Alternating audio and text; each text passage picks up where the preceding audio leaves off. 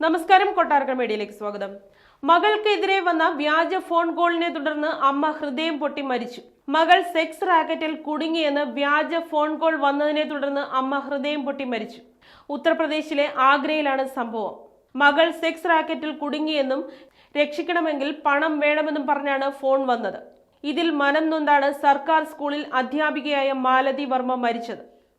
കേസെടുക്കാതെ മകളെ സുരക്ഷിതയായി വീട്ടിൽ തിരിച്ചെത്തിക്കണമെങ്കിൽ 1 ലക്ഷം രൂപ അയച്ചു തരണമെന്ന് വിളിച്ചയാൾ ആവശ്യപ്പെട്ടു.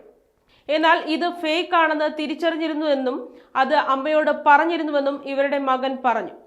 ആഗ്ര അച്ചനേരിയിലെ സർക്കാർ ഗേൾസ് ജൂനിയർ ഹൈസ്കൂളിലെ ടീച്ചറാണ് മാലതി വർമ്മ.